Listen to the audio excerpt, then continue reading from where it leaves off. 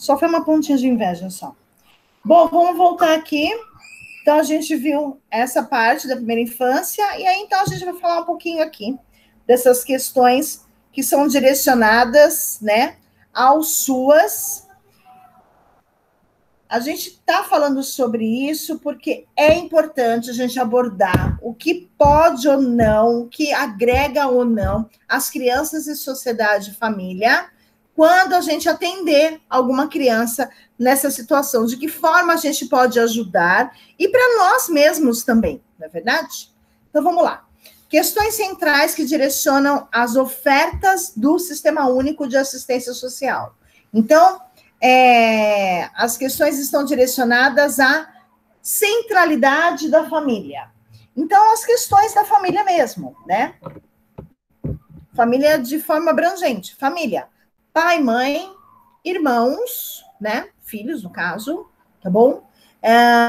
Vó, tá bem? E quem morar ali junto com eles. Vamos pensar que família é aquela que faz parte do sangue, mas que está dentro do meu lar, é aquela que convive comigo. Então, essa é a minha família. Minha família é eu e meu esposo, quem mora aqui. Tá bom? E meus cachorros e meus gatinhos, certo? Reconhecimento das diversidades socioterritoriais e culturais. Eu achei muito interessante falar sobre essas diversidades, porque quando a gente pensa em diversidade, eu não sei se vocês têm a mesma visão que muita gente, e quando fala de diversidade, já pensa em relacionamentos homoafetivos, falar sobre GL, e não é só isso. Então, eu trouxe aqui uma pesquisa que eu fiz na internet e achei muito interessante trazer para você sobre essa diversidade. Não é vídeo não, tá? É só sobre a diversidade cultural que existe no Brasil. Quais são elas? E elas estão aqui divididas em territórios, que eu achei muito interessante. Vai, meu bem, vamos subir?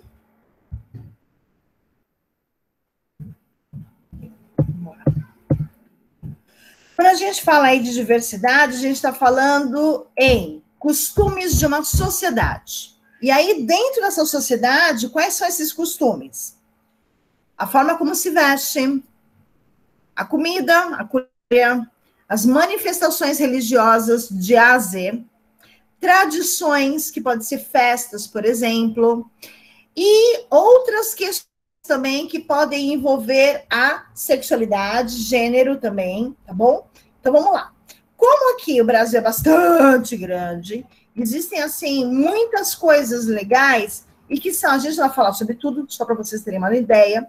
Então, por exemplo, na região do Nordeste, as manifestações culturais, né, estão aí entre as danças e as festas, como Bumba Meu Boi, Maracatu, Caboclinhos, o Carnaval, Ciranda, Coco, Terno de Zambumba, Marujara. Alguém conhece? Marujada? Reizada, frevo, cavalhada e capoeira. Fala. Isso não. Alguém conhece? Não conheço não também. Não conheço não. Ó, outras manifestações religiosas.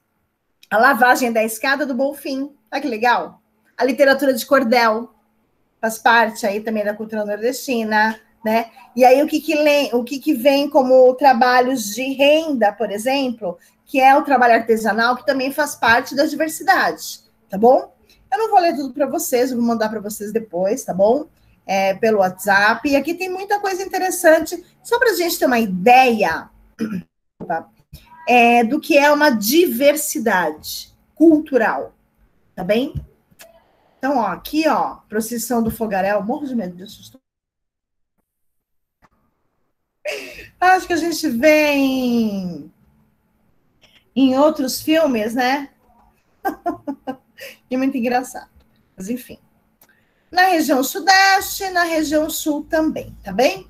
Então, algumas diversidades culturais aqui que a gente também trazer. Só que aqui ele diz uma coisa: as diversidades socioterritoriais e culturais.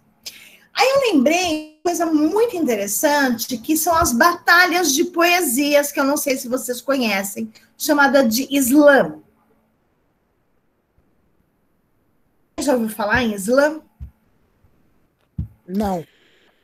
Não. Não. É slam poesia. Então, na verdade, é um encontro de várias, normalmente são jovens, dos seus 18 aos seus 25 anos, não tem uma regra, mas é mais ou menos essa faixa etária, e de que eles fazem competições de poesias. Então, um lê, recita lá, ou lê ou recita a poesia, e o outro também vem com uma outra poesia, e aí, então, a galera aplaude mais um, menos outro, enfim, por aí vai. E aí, então, tem essa batalha de poesia, que é muito interessante, e ela faz parte, sim, dessa diversidade socioterritorial e cultural. Aonde que eu encontro, por exemplo, essa batalha de poesias? Nas periferias. Tá bom? Nas periferias, por exemplo, eu sempre me refiro aqui, que é a Fábrica de Cultura, existe o slam, que é bem interessante. Eles se encontram pela internet, que faz parte também da cultura, gente. Não só da diversidade socioterritorial. É porque naquele terreno, naquela sociedade que eu vivo, por exemplo, se aqui tivesse uma manifestação sociocultural, ou apenas cultural, seria socioterritorial, porque seria só no meu bairro, entendeu? Só naquela comunidade de Paraisópolis, só assim, entendeu? E aí, então, a gente diz que é socioterritorial. Tudo bem? Então, vamos lá. Da família exercer seu papel nos mais diversos arranjos familiares. Arranjos familiares. Está envolvido qualquer coisa aqui, gente, tá bom? Relação, família, de homoafetiva, tanto 2 homens como 2 mulheres, que adotaram uma criança e que a família dela é essa. Quem é você para meter o dedo? Ninguém, gente. Quem é você para criticar? Ninguém. A família não é sua. Mesmo se fosse, tem que ficar quietinho, que são seus pais, suas mães. Não é verdade? Então, assim, tudo isso, né, gente? Bom, que mais que a gente pode falar sobre possibilidade de famílias dos diversos arranjos familiares? Quando os avós tomam conta, os tios, as tias, tá bem? Quando tem dentro da sua família os animais, né? Eles também fazem parte da família, tá bom? Que também tem pelo SUS o atendimento aos animais. Ainda bem. Reconhecimento dos vínculos familiares e comunitários como. Então, é importante fazer com que essas famílias tenham o vínculo com a comunidade, porque assim eles se sentem mais protegidos, né? Quanto mais envolvimento social que a família tiver com a sociedade, com o bairro, mais protegida a gente se sente. Quando a gente muda não sei se vocês já mudaram de casas, mas a gente se sente um pouco desprotegido quando a gente é inserido num lugar desconhecido, né? Quando a gente vai visitar alguém, por exemplo, que mora em outro bairro que a gente não conhece, a gente se sente incomodado, a gente se sente inseguro. É isso que acontece. Quanto mais nós temos com a nossa comunidade, mais proteção e segurança a gente vai sentir. A gente saber com quem a gente está lidando. Nada mais do que isso, né? E também faz parte aí da oferta do SUAS o enfrentamento da pobreza, tá bom? O SUAS, ele vai orientar a sociedade, né, a todos que fazem parte dessas questões aí que foram colocadas, tá bom? O enfrentamento da pobreza, de que forma que a gente pode enfrentar a pobreza? Fala aí para mim, gente.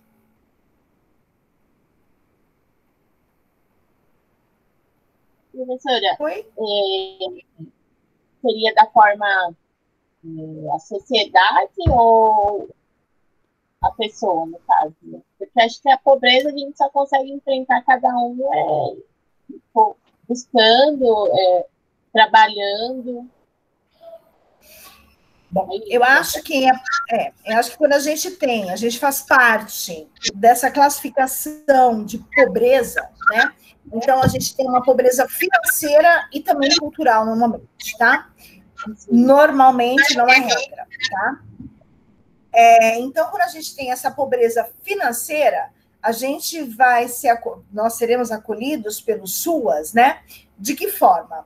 Ele vai nos orientar onde tem vaga de empregos, vai nos orientar de que forma que a gente consegue ser inserido em algum programa do governo federal e estadual para conseguir enfrentar essa situação.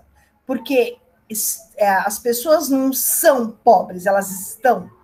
É diferente de ser e estar. Bom?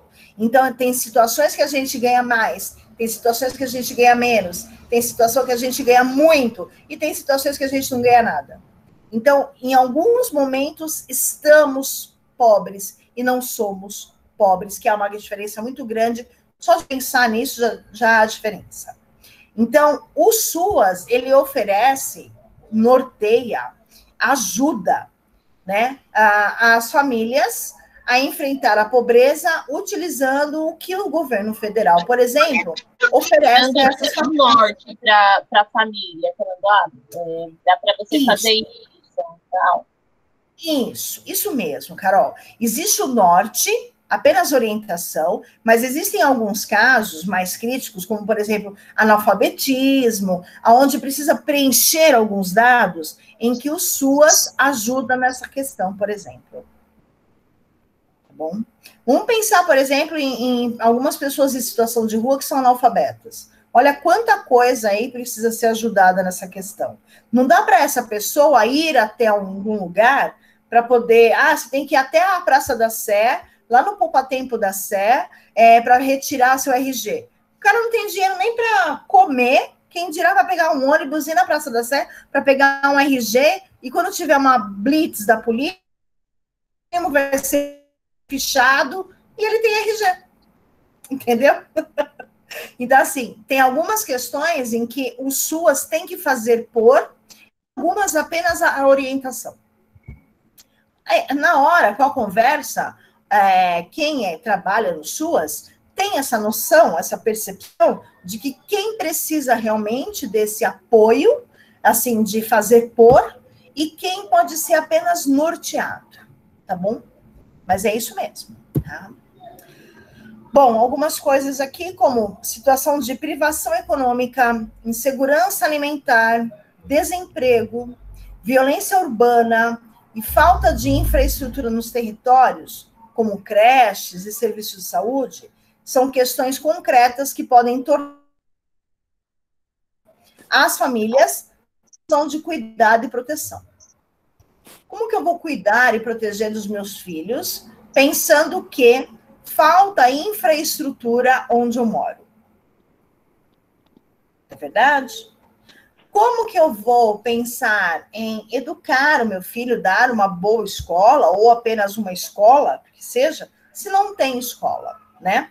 Então, é direito do governo, e nós vimos isso, né, de ofertar aí o ensino gratuito às crianças e aos adolescentes. Nós temos hoje. A questão é que nem todos os bairros. Eu não sei se vocês lembram, há uns 4 anos atrás, a gente ouvia assim, não, porque eu vou montar 32 creches. Os números assim meio, nossa, 32 creches?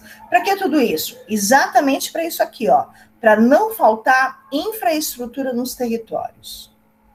E aí eu te pergunto, foi feito? Depois da eleição a gente conversa. Bom, vamos lá. Isso aqui faz parte de algumas legislações que, na verdade, vocês ouviram a Juliana falar sobre. Vou falar rapidamente sobre, tá bom? Não porque a gente perca tempo, mas é porque já foi abordado, tá? Então, algumas diretrizes aí, uma legislação que abrange algumas coisas, tá? Vocês entendem de legislação? Algumas leis, sim, professora. Tá. Vocês tiveram alguma aula de ética já ou não? Não. Sim, tivemos. Sim, Tiveram? tivemos, que a professora falou sobre legislação, Ai, gente, eu fico nervosa. Ô, Fá, mas quando você falou de legislação, de ética, você está falando de mim ou você está falando de outro professor? Não, a outra professora até acabou abordando com a gente, a professora Renata, alguma coisa. Tá, então beleza. Não, beleza. Não foi aprofundado, mas ela nos explicou alguma coisa. Ah, não, legal. Só para vocês terem uma noçãozinha, porque às vezes, assim, a gente olha e acha tão difícil legislação, né, que não dá nem vontade de ler. E não é bem assim, né? Tem algumas que são bem facinhas de entender. Então, eu trouxe para vocês essa que é o artigo 4, que ela faz parte aí das diretrizes da política orgânica. Vocês ouviram esse nome, né? Política orgânica, a Juliana falou na palestra, né? Da política orgânica que existe. Vamos lá. Respeita ao superior interesse da criança, a sua individualidade e ritmo de desenvolvimento, as especificidades e diversidades da primeira infância no contexto brasileiro. Bom, é importante, então, a gente respeitar o que a criança tem de mais interesse. Porque cada criança tem o seu jeitinho, mesmo sendo criança. A criança de 1 ano, ela não é igual uma com a outra. Elas são diferentes. E o seu interesse, coisas que elas conhecem, também é diferente, porque cada uma conhece uma coisa diferente da outra. Porque são contextos diferentes, são famílias diferentes, são sociedades diferentes, são classes econômicas, financeiras, culturais, sociais diferentes. Então, por isso que existe a individualidade de cada uma delas. E por isso existe ritmos diferentes. Observem que dentro da nossa sala de aula, por exemplo, há pessoas que entendem rapidamente o que eu falo. Há pessoas que têm mais dificuldade. Por quê? Porque cada uma tem o seu ritmo, da mesma forma a criança. E é importante, e é validado por lei, o direito dela de ser respeitada em relação a isso, tá bom? E isso dentro de escola, de família, de qualquer lugar que essa criança esteja, tá bom? É respeitado o interesse dela, a individualidade, esse ritmo, tá bom? O que para ela é mais específico, a diversidade, as diferenças que existem, tá bom? Entre uma criança e outra dentro dessa primeira infância aqui no Brasil, tá?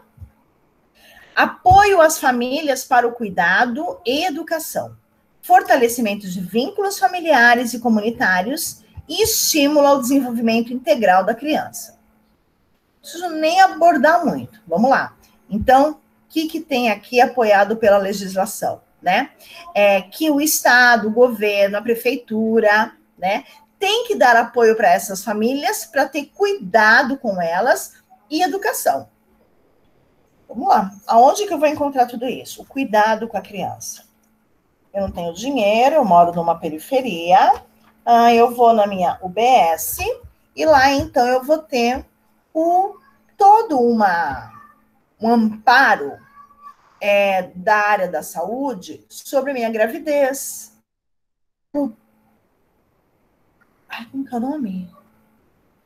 Nossa, fugiu, eu ia falar. Não é pré-operatório, antes do parto. Pré-natal? Obrigada. O pré-natal.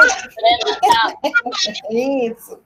O pré-natal. Tem até o enxoval que vocês ganham, né? Que as mulheres ganham quando saem, né? Do hospital. Isso, a mãe paulistana, isso mesmo, né? Isso é o amparo que tem aí pela legislação, tá bom? A educação, existem as creches, que são gratuitas, né? Fortalecimento de vínculos familiares. Aonde que é feito esse estímulo, né? Do fortalecimento de vínculo. Aonde que é feito? Dentro da creche, quando trazem os pais, tá bom? E também nas UBSs, tá? Estímulo ao desenvolvimento integral da criança. Bom, tá aí, então, você vai numa pracinha. Lembra que a gente falou do que é gratuito, oferecido pelo Estado? Lembra? Que a gente vai à pracinha e tem a sociedade, né? Na biblioteca que tem ali a cultura. Lembra que a gente falou? Sim. Então, entra aqui nessa situação, tá bom? Prevenção de situações de negligência e de violência e de acidentes. Sabe quando tem, por exemplo, o agente comunitário que passa na sua casa? Ele faz essa prevenção de negligência, de violência, de acidentes. Ele não vai à toa, tá bom? Então, o agente comunitário, que tem em todos os bairros, por conta da UBS, do posto de saúde, né? Da UBS, ele entra na casa, ele conversa com o dono da casa, enfim, com a mãe, com o pai, sei lá com quem ele conversa, para também saber sobre essas negligências. Ele tem um olhar mais apurado para isso. E tem que ter. Hoje de manhã, a gente recebeu uma visita da UBS em casa. Ah, é? Eles fazendo o teste do Covid. Tá. Do Mas dedinho? aí, não, fizeram de sangue. Aí eu fiquei meia assim, né? Aí eu liguei lá para ver se era da UBS mesmo, mas ele já tinha feito, né? Eu falei, mesmo assim, você já contaminado, se fosse alguma coisa. Porque eles falaram que eles estão fazendo um sorteio, a prefeitura faz um sorteio, aí, tipo assim, na rua, e aí você acaba sendo sorteado. Aí a pessoa que mora na casa sendo mais velha e fazendo aniversário, tipo fazer aniversário no ano, é o que faz o teste. Aí, no caso, meu esposo fez o teste hoje. Aí eu e o Cauã não precisou fazer. Certo. Então, tá rolando um sorteio. Tá. Aí eles param com a perua deles, né? Branca, da prefeitura, com o logo, aí pede para descer, aí pergunta se você quer fazer, se não é obrigado, né? Eles perguntam se você quer fazer sim ou não. Aí eu falei, você falou sim, né? Ele, eu não sabia, fiquei meio assim, eu falei, eu não tenho nem medo de nada. Que bom, espero que dê negativo. Sim. Já saiu o resultado ou demora alguns dias? Ela falou 10 dias. Ah, então tá. Ah, que interessante, bom saber. Bom saber que eles estão fazendo dessa forma também, né? Que bom, é uma forma de controle. Quem foi aí, com certeza, foi uma agente comunitária, né? Isso, duas. E veio tinha 2 pessoas. Muito interessante. Que bom, que maravilha. Maravilha, né? Precisa mesmo fazer. Precisa mesmo. Então, é isso aí. Então, eles têm todo esse olhar, né? E quem oferece isso é o governo, tá bom? Prefeitura, governo, né? Eles têm que trabalhar juntos, né? Não dá para trabalhar separadamente, tá bom? Articulação intersetorial para as atenções, para a atenção às necessidades em criança. Tem alguns termos que são típicos do serviço social. Por exemplo, intersetorial. É muito engraçado. Mas são termos típicos do serviço social. Intersetorial, socioterritorial, tá bom? São bem típicos do serviço social. A articulação intersetorial é dentro dos setores. Setores, aqui a gente não está falando de departamento público, não, tá bom, gente? A gente está falando de divisões que existem da sociedade, na verdade. Então, assim, necessidade que a criança precisa, alimento. Então, a gente de o que temos aqui de oferta dentro do bairro para a alimentação dessa criança, né? Quando a gente fala, por exemplo, de saúde, existe o BS, né? Existe o Bom Prato, existe padaria, existe uma infraestrutura aqui dentro também para poder fazer essa articulação intersetorial, tá bom? E aí, então, tem o fortalecimento das redes de proteção e de cuidado nos territórios. Territórios também é outro termo do serviço. Aqui, fortalecimento das redes de proteção São todos os CREAS, CRAS, a Polícia Civil, a Polícia Militar, né? E o trabalho junto que existe, que até a Juliana comentou na palestra, né? De que eles trabalham concomitantes, né? Juntos, né? E tem que ter mesmo, né? Esse fortalecimento dessa rede de proteção para que essas crianças aí tenham a sua, pelo menos a sua segurança, né? Assegurada pela legislação. Redução de desigualdade, promoção da equidade e não discriminação. Vamos lá. Reduzir aqui o que é desigual. O que é desigual, gente? Financeiro, certo? Por que existe classe média, classe alta e classe baixa? Né? Porque existe uma desigualdade, tá? Equidade é ficar equivalente, igual a outras sociedades, né? Então, a classe média, a classe alta, tá bom? E não discriminação, de não discriminar quem é, por exemplo, ZL Mano. Isso não é legal, né? E fazer essa discriminação não é legal, né? Não é não ter orgulho em morar na Zona Leste, mas fazer com que morar na Zona Leste seja com que eu me torne um marginal, ou que estar à margem da violência, da discriminação, né? Então, a promoção dessa equidade e não discriminação também faz parte da legislação. Por isso que existe a punição só porque eu sou negro. Lembra do motoboy, por exemplo, né? Que já é uma discriminação, e negro, outro racismo, outra discriminação, né?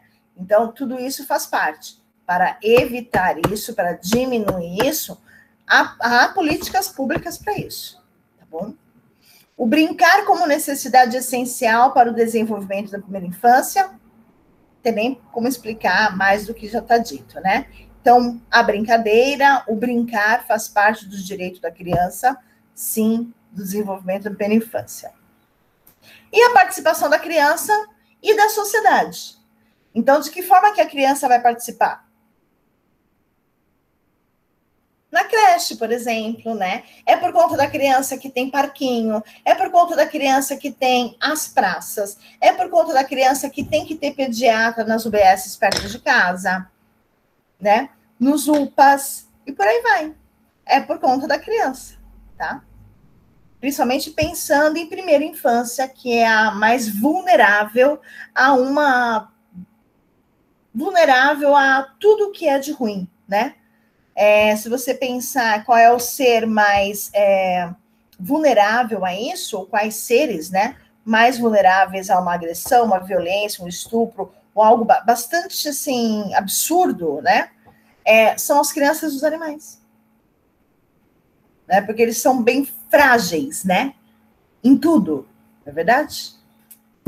Não sabem se defender e por aí vai. Não vou falar sobre isso daqui, porque a gente já falou.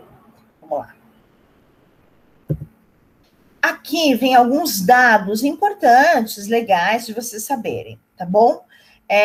Mas não é o foco dessa aula, tá bom? Aqui eu acho interessante. Então, por exemplo, qual é o desafio para famílias em situação de pobreza? Tá? Então, a concentração da pobreza nos primeiros anos de vida, que é bastante difícil, né? Que é o desafio que a gente encontra por aí, né? Que a gente vê as famílias passando. Famílias monoparentais, mono significa aonde tem a mãe, que é solo, o pai, que é solo, tá bom? Como que essa mãe, esse pai solo, conseguem conciliar cuidados e atividades laborais? Como consegue, ou ele consegue, criar as crianças, cuidar das crianças e trabalhar ao mesmo tempo, né? Porque é importante, precisa trabalhar, não é isso? Precisa trazer dinheiro para dentro de casa para poder alimentá-los. O trabalho na informalidade não possibilita o usufruto de licenças. Se eu trabalho na informalidade, não estando registrado, por exemplo, quem é o chefe sou eu. Mas eu vou me dar férias todos os dias, sei lá, 2 meses, eu consigo, eu tenho dinheiro para isso? Não. E outra, eu não usufruo de licenças. Se eu ficar doente, sou eu mesmo que vou ter que trabalhar. Por exemplo, se eu vendo bolo em pote, que é informal, de porta em porta, ou na faculdade onde eu estudo, né? Se eu ficar doente, quem é que vai pagar esses dias que eu não vendi meus bolinhos em pote? Da onde que eu vou tirar dinheiro? Não vou ter, né? Então, não usufrui de licenças, que faz parte aí das leis trabalhistas, certo? Da CLT. Gravidez precoce. Então, olha esses dados que eu achei, assim, assustadores. Quase 9% do total das adolescentes brasileiras possuem filhos. Eu diria que são quase 10%. É muita gente. 8,2% das adolescentes negras de famílias com renda domiciliar per capita de até meio salário mínimo possuem 2 filhos. Quanto que é o salário mínimo hoje, gente? 1.047, né? 1.047. Muito bem. Metade disso, vamos pensar em 500 pau? Beleza? 520, olha que lindo. R$520. E eu tenho 2 filhos, e eu moro de aluguel, tenho água, luz para pagar, quer dizer, né? Gás, comida, R$520. Faz a conta aí rápida. Deu? Não deu. Para mim não deu. Certo? 69, praticamente, das adolescentes com filhos não frequentam a escola. Porque se elas ficam grávidas até seus 17 anos, existe a questão da vergonha em ir para a escola grávida, ou eu paro e depois, sei lá o que eu faço, né? Existe a falta de apoio dos pais, a falta de apoio e o preconceito, a discriminação da sociedade, né? Vocês devem saber exatamente o que eu estou pensando aqui, de dedos apontados para uma adolescente grávida, né? Enfim, tá bom? Alguns dados importantes aqui para a gente poder ter um pensamento sobre essa gravidez da adolescência, né? Bom, aqui são os acessos aos serviços, que na verdade a gente já viu lá na palestra, e que também foi passado para vocês hoje, né? De que forma que é feita. Então, aqui tem a sociedade, vai buscar diretamente o CRAS, e aí, então, a inclusão do cadastro único, atendimento inicial e identificação da demanda, acompanhamento, acesso, benefício, inclusão, trabalho com a comunidade, e aí, então, em qual serviço e programa que pode ser inserido essa família e essas pessoas que procuraram o CRAS, tá? Bom, eu quero falar com você sobre uma outra coisa, que faz parte, obviamente, mas na verdade, sobre o trabalho que vocês farão. Vamos lá. O trabalho que vocês farão e que vocês me entregarão semana que vem é esse daqui. Ele não é difícil, tá bom? Ele é simples.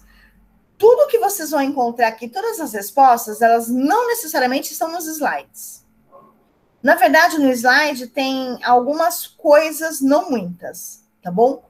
Eu quero que vocês façam uma pesquisa na internet, mas eu quero que vocês, antes de fazer o copia e cola, dá uma lidinha, tá bom? Por quê? Porque, olha, quero saber o que é calamidade pública, o que é vulnerabilidade social, qual é a diferença entre abuso e exploração sexual, o que significa violência intrafamiliar, que eu já estava falando, mas eu quero que vocês tragam exatamente o que é intrafamiliar, tá? Essa violência. E para que serve? Olha aí, ó, o CRAS, o CREAS, Centro Pop e abrigos. Para que serve? Quero que vocês tragam na linguagem de vocês. Porque a hora que vocês começarem a escrever, digitar, sei lá, vocês vão conseguir fazer um processo de aprendizagem muito melhor do que apenas ficar ouvindo informações e ficarem perdidas. Aonde vocês vão pesquisar isso? É claro que é na internet. Mas aonde na internet vocês vão pesquisar isso? Num blog? Não.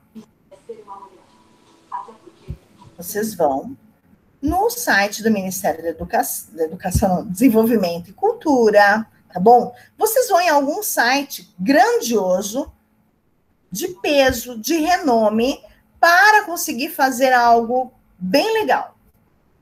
Porque mas a gente pesquisa a gente faz a pesquisa, a gente vê o significado, mas a gente coloca com as nossas palavras. Inclui, tipo assim, o significado referente, tipo, à sala de aula, né? Isso mesmo, Fá. Porque eu quero que vocês, de fato, entendam. Principalmente o que é vulnerabilidade social. Calamidade pública. Quando que isso acontece? Como que acontece? Por que é importante o Estado, por exemplo, anunciar que é uma calamidade pública? Tá? Eu quero que vocês pensem, façam uma crítica mesmo sobre tudo isso que acontece em relação à calamidade pública, por exemplo. Que é de extrema necessidade, né, Pro, quando isso acontece. Exatamente. Só um instantinho, deixa eu só interromper.